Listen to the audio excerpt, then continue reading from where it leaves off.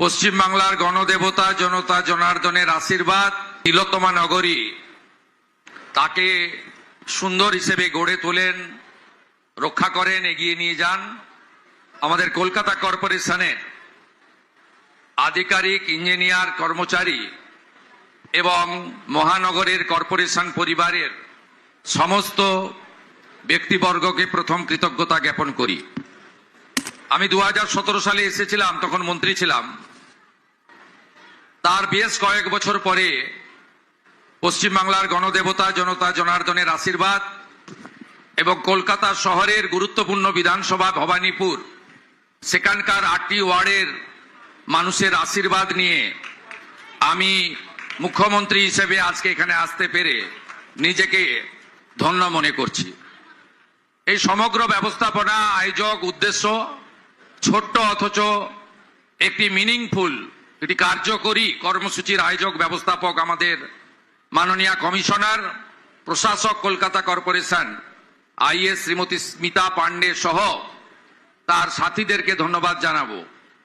আমাদের রাজ্যের অর্থমন্ত্রী তথা রাসবিহারী বিধানসভা কেন্দ্রের বিধায়ক এবং বিশিষ্ট শিক্ষাবিদ আমাদের ডক্টর স্বপন দাশগুপ্ত এসেছেন, যিনি পদ্ম অ্যাওয়ার্ডিও বটে।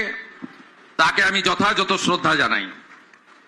এই দপ্তরের মাননীয় মন্ত্রী, দুবারের এমএলএ, আমার ক্যাবিনেট কলিগ শ্রীমতী অগ্নিমিত্রা পাল মহোদয়া রয়েছেন, তাকেও ধন্যবাদ জানাই।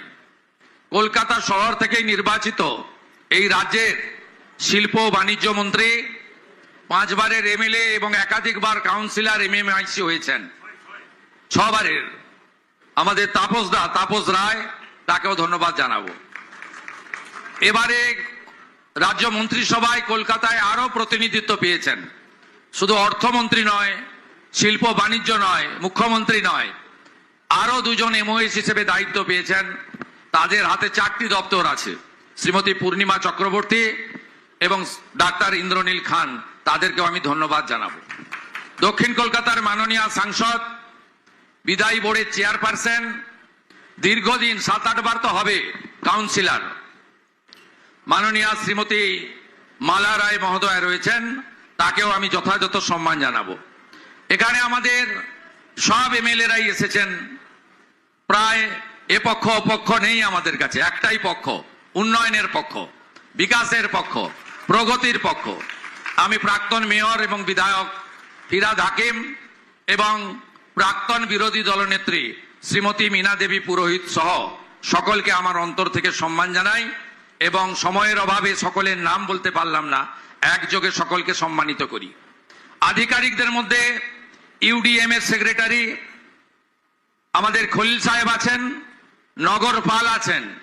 কলকাতা পুলিশ সাধারণ পুলিশ নয়, এর জন্য আলাদা আইন, আলাদা অধিকার রয়েছে, আপনারা জানেন। এবং কলকাতার সিপিকে এই কারণে নগরপাল বলা হয়, বড় উচ্চতায় এই নগরপালকে দেখা হয়। আমরা চাই সেই গরিমা ফিরে আসুক, পুলিশের সেই মর্যাদা ফিরে আসুক। নগরপাল রয়েছেন, আমি তাকেও ধন্যবাদ এবং স্বাগত জানাই। প্রেস মিডিয়ার বন্ধুরা আছেন। আজকের কর্মসূচির উদ্দেশ্য স্মিতা পান্ডে মহোদয়া এবং শ্রীমতী অগ্নিমিত্রা পাল মহোদয়া আপনাদেরকে জানিয়েছেন। মাননীয় প্রধানমন্ত্রী আসছেন, বিশ্ব যোগা দিবস কলকাতায় অনুষ্ঠিত হবে, গোটা রাজ্যে হবে, গোটা দেশে হবে। যে যোগা দিবসকে 181টা দেশ গ্রহণ করেছে, সেই যোগা এবারে কলকাতায় মেগা ইভেন্ট হবে। তার আগে মাননীয় প্রধানমন্ত্রীকে আমরা স্বচ্ছতার মাধ্যমে স্বাগত করতে চাই।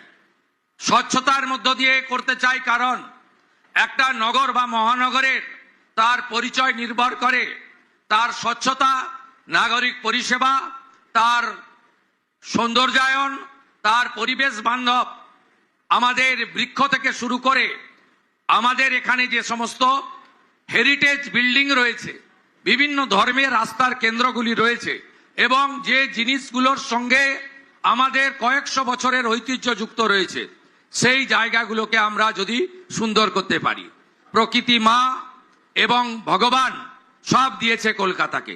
এত সুন্দর নদী, এত সুন্দর তার পরিবেশ, এত সুন্দর পরিকাঠামো এবং এখানকার লোকেরা এত রুচি সম্পন্ন, সংস্কৃতিবান এবং তাদের শিক্ষা দীক্ষা সচেতনতা এত উচ্চতায় রয়েছে, আমরা একে যদি সঠিকভাবে কাজে লাগাতে পারি তাহলে আমাদের কল্লোলিনী তিলোত্তমা, যাকে সিটি অফ জয় বলা হয়, একটা সময় যে শহর আমাদের ভারতবর্ষের কালচারাল ক্যাপিটাল ছিল, যে শহরে স্বামী বিবেকানন্দের মতো বিশ্ব বন্দিত যুব সন্ন্যাসী জন্মগ্রহণ করেছেন, সেই শহরকে আমরা ঠিক উচ্চতায় নিয়ে যেতে পারবো।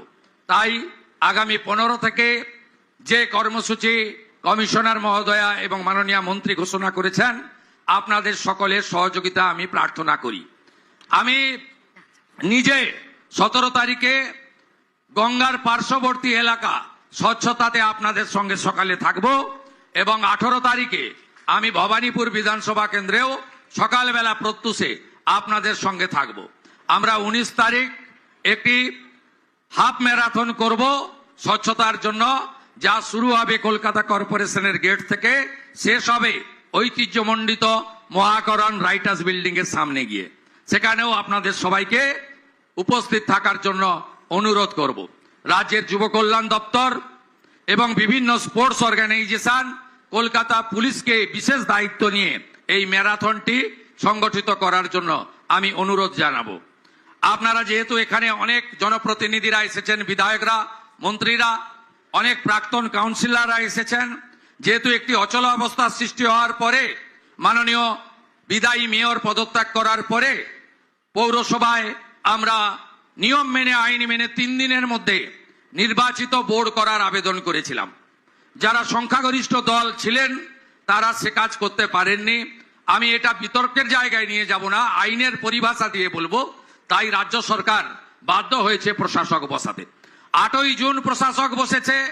আগামী 6 মাস অর্থাৎ 7ই ডিসেম্বরের মধ্যে রাজ্যের নির্বাচন কমিশন, স্টেট ইলেকশন কমিশন, তারা রাজ্য সরকারের সুপারিশে নির্বাচিত কর্পোরেশনের হাতে দায়িত্ব তুলে দেওয়াই আমাদের কাজ, আমাদের লক্ষ্য। এটা নিয়ে আপনারা এতটুকু বিচলিত হবেন না। গণতন্ত্রে মানুষ শেষ কথা বলে।